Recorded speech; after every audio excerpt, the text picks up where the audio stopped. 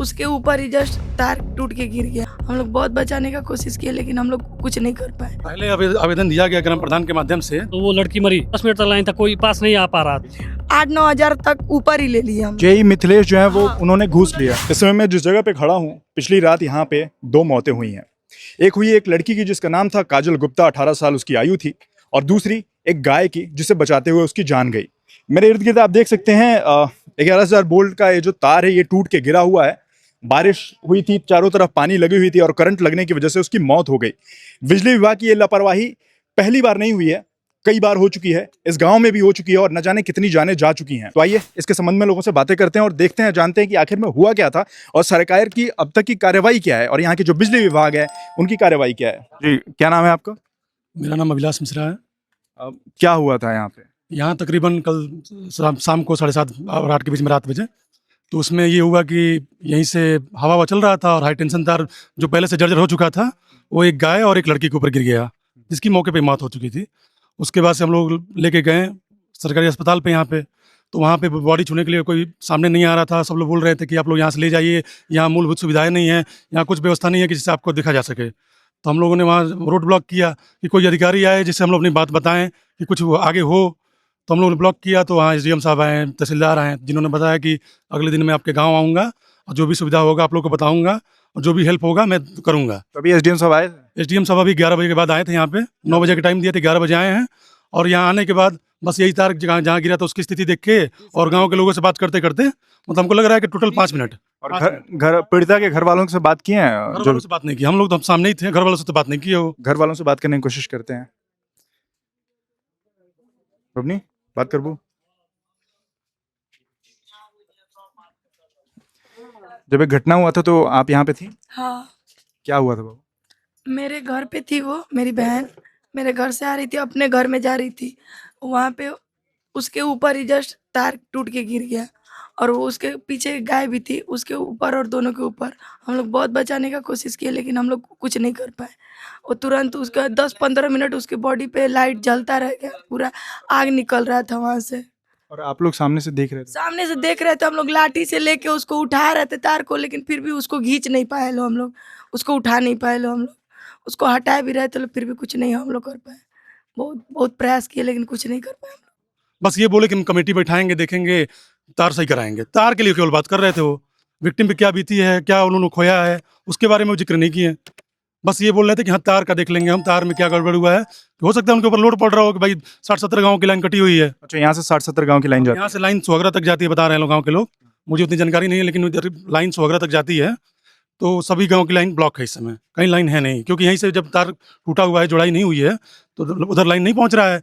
तो उनके ऊपर हो सकता है दबाव हो कि लाइन पहले जुड़वा दें, हम बाद में जो होगा देखते रहेंगे। तो ये जो तार यहाँ से जा रही है, क्या पहले भी इसके लिए कुछ आवेदन दिया गया था? पहले आवेदन दिया गया ग्राम प्रधान के माध्यम से। देखिए, आवेदन दिया गया 2025 का बात है, ये जुलाई 2025 का है, ये 17 जुलाई 2025 का।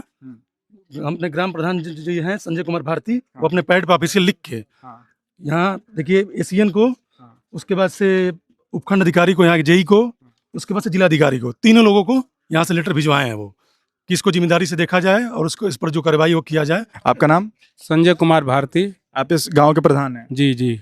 तो ये बताइए, जो तार टूटा है इसके लिए आपने पहले भी आवेदन दिया हुआ था? मैं कई बार आवेदन दे चुका हूँ, लगभग हम 4, 5, 7, 8, 10 बार दे चुका हूँ, रजिस्ट्री भी दिया हूँ। तार के लिए मैं कई बार कह चुका हूँ, मतलब एक बार ठेका को कहते हैं कि लोग ठेका दे दिया गया है। ठेकेदार बोलता है कि 2-3 फोन मिला तो कहा तो अभी नंबर नहीं आया, नंबर नहीं आया। अब ना पोल गड़ा ना तार लगा, कुछ भी नहीं हुआ, घटना घट गई। आए दिन तार गिर रहा है, कई बार गिरा, 5-6 बार तार गिरा। तो रात को गिरती थी तो घटना नहीं हो रही है, लेकिन मान लीजिए कि शाम को गिर गई तो घटना हो गई, और रात को गिरता था तो पता नहीं चलता था। चलिए आ गए, जोड़ दिए। कोई भी सुविधा यहाँ नहीं किया गया, 1 साल हो गया ये एप्लीकेशन हुए, 2 साल हो गया, कोई एप्लीकेशन नहीं किया गया। इसी वजह से ये घटना हुआ है और 2 जाने चली गई हैं। अभी घर लोगों की ये मांग है, घर के लोगों की, यहाँ से तार हटाया जाए, नहीं तो अंडरग्राउंड कराया जाए तार को, नहीं तो ये लोग सब यहीं पे जान दे देंगे। और ना फोन ही वो उठा रहे थे। अभी इस लड़की नहीं, फोन कौन नहीं उठा रहा था? JE यहाँ वहाँ के लाइनमैन, कोई भी फोन नहीं उठा रहा था। कम से कम 10 मिनट तक लाइन था जब वो लड़की मरी, उसके बाद 10 मिनट तक लाइन था, कोई पास नहीं आ पा रहा था कि उसके पास कोई जाए और जल्दी से हॉस्पिटल लेकर जाए उसको। जो मीटर लगा था उसका क्या मामला है, मुझे सुनने में आया अभी? देखिए, मेरे घर मीटर लगा हुआ है, वो लोग जबरन आके स्मार्ट मीटर लगा के गए थे लोग, ठीक है। वो मेरे बाबा के नाम पे था, बिजली का वो जो भी था। मेरे बाबा का देहांत हुआ, उससे पहले मतलब स्मार्ट मीटर मेरे घर में लगा दिए थे लोग ज़बरदस्ती। हम लोग फिर भी स्मार्ट मीटर का भी पैसा दे रहे थे लोग, और उससे पहले जितना भी बिजली का बिल कट रहा था सब दे रहे थे लोग हम लोग। स्मार्ट मीटर के चक्कर में बिजली का बिल आ नहीं रहा था। वो बोला गया था कि फ़ोन पे आएगा, लेकिन फ़ोन पे आया नहीं। डायरेक्ट हमारे घर का लाइट कटा, तो मेरा भाई गया तहसील पे, वहाँ से जाके वो बात उत किया तो पता चला कि पैसा बाकी है, 800-900 बाकी था, वो जमा कर दिया और एक्स्ट्रा भी जमा करवाया कि हमारे घर लाइट रहे। पप्पू यादव एक है जो हम मतलब वो बिजली का बिल काटते हैं, वो पहले हमारे घर हमेशा आते थे काटने, हम लोग से एक भी बार नहीं बताते थे कि हम लोग आवेज जला रहे हैं या कैसे जला रहे हैं। मेरे बाबा उनको पैसा देते थे या क्या करते थे हम लोग को नहीं पता है, वो घूस देते थे शायद, और बिजली का बिल अलग से देते थे। मतलब पप्पू यादव जो है वो घूस भी लेते थे और बिजली का बिल भी लेते थे। और उसके बाद से वो आए जेई को लेके और बोल रहे हैं ना कि आपके घर अवैध में लाइट जलाया जा रहा है। मिथिलेश जेई आए थे, मिथिलेश कुमार, तो वो हम लोग से घूस भी लिए पैसा। हम लोग उनको कितना जुड़वाने पैसा लिए?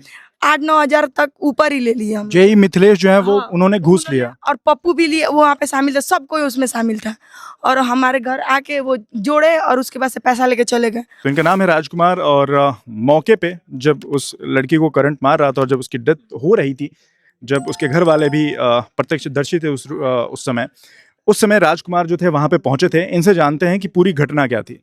मैं बगल के गांव के रहने वाला हूं, और जब यहां से चीख पुकार लगी थी तो मैं अपने घर से दौड़ते हुए आया और दरवाजे से उस लड़की को बाइक से लेके गया। जबकि मैं बाइक से लेके गया तो लड़की जीवित थी, और उसको हमने प्राथमिक स्वास्थ्य केंद्र पर ले गया, और वहां के जो डॉक्टर थे उन्होंने डेड बॉडी को टच भी नहीं किया और उसे मृत घोषित कर दिए, और बोलते हैं ईसीजी कराने के लिए आप देवरिया, गोरखपुर या कहीं भी बाहर ले जाके करा सकते हैं, हमारे यहाँ ईसीजी का कोई व्यवस्था नहीं है, और कोई भी डॉक्टर शरीर को टच भी नहीं किया। कि यहाँ पे ईसीजी का व्यवस्था नहीं है, आप लोग प्राइवेट में ले जाइए या सलेमपुर देवरिया ले जाए। हम लोग भी बोले कि वहाँ उतना समय ही नहीं है कि हम लोग सलेमपुर देवरिया लेके जा पाएंगे। ये बगल के गांव ग्राम सभा कोड़ा के मैं प्रधान हूँ, चंद किशोर द्विवेदी उर्फ पिंटू बाबा। मेरे प्रधान साथी सदन के साथी संजय भारती ने हमको फ़ोन किया कि मेरे गांव में ऐसी घटना हुई है। हमने आकर के मौके पे देखा, जो ये अंग्रेज़ों के ज़माने का ये तार है, मालूम नहीं कब का तार है, ये एक तार में मैं देख रहा हूँ कि 2-2, 3-3 लेंथ उसका टूटा है। ये ऐसी स्थिति है कि अभी तो ये क्या हुआ है, अभी इसके बाद भी और घटना होगी, लेकिन ये बिजली विभाग के जो हमारे जेई हैं, चाहे हमारे एसडीएम साहब, चाहे शासन प्रशासन, अभी तक उन लोगों के कानों पे जू तक नहीं रेंगी है। हम लोग स्पष्ट शब्दों में ये बता रहे हैं कि अगर इसका नया नवीनीकरण नहीं हुआ और जाली नहीं बांधा गया तो हम लोग तहसील और थाने का घेराव करेंगे। इसके लिए हम लोग दिल्ली तक हम लोग ये लड़ाई लड़ेंगे, मैं स्पष्ट शब्दों में बता रहा हूँ। अच्छा, डीएम साहब और जेई जो है वो जुड़वाने के लिए आए थे? जेई नहीं आए थे, एसडीएम और एक मिनट, एसडीएम, एसडीओ, तहसीलदार, ये लोग सभी लोग दबाव बनवाने इस पीड़ित परिवार पे आ रहे हैं लोग कि ये तार जुड़वाया जाए। हालांकि ऐसा कुछ है नहीं, ये तार जुड़वाया नहीं जाए, क्योंकि रात से ही इन लोगों का चूरन लगाने का काम चालू है, और जब तक यहाँ डीएम साहब नहीं आएंगे, परिवार जनों का और गाँव वासियों का कहना है कि अंतिम संस्कार नहीं किया जाएगा। डीएम साहब आएंगे और इस परिवार को उचित मुआवजा और इस तार को चेंज करने का और जाली लगवाने का जब वो आश्वासन देंगे, तभी इस पर लड़की का मतलब यानी काजल गुप्ता का अंतिम संस्कार किया जाएगा। कई सालों से खराब है, कहा जाए 50 साल से तार अब तक यहाँ का बदला नहीं गया, और कहने पर न जेई सुनता है, न एसडीओ सुनते हैं, न यहाँ के कर्मचारी सुनते हैं। अभी एसडीएम साहब अभी आए थे ना? आए थे, बहुत लेट आए थे, और आके बस देख के चले गए, ना घर वाले से बात किया है, ना कुछ बोले हैं कि हम क्या कर सकते हैं, कुछ भी नहीं बोले हैं। ना तार जुड़वाने के चक्कर में थे, हम लोग पे प्रेशर डाल रहे थे कि तार जुड़वा दिया जाए, लेकिन हम लोग जब तक हमारी बहन को न्याय नहीं मिल जाता है, मेरे गाय के लिए न्याय नहीं मिल जाता है, हम लोग तार जोड़ने नहीं देंगे। मतलब यहाँ पे एक जान गई हुई है, और एसडीएम साहब और तमाम जो प्रशासन के लोग हैं उनके ऊपर ये प्रेशर है कि तार जो है वो जोड़ा जाए, क्योंकि बाकी के गाँवों में लाइट नहीं है। हाँ, सबका दिक्कत ये अपना दिक्कत दिख रहा है, किसी के घर मौत हो गया वो नहीं दिख रहा है। मेरी बहन का जान गया है, उसका मुआवजा हम लोग को चाहिए, बस चाहिए। मेरी गाय गई है, उसका भी मुआवजा चाहिए, तो बस चाहिए। गिटार पहले भी कई बार 3-4 बार टूट के गिर चुका है, आप देख सकते हैं, ज्वाइंट किया गया है।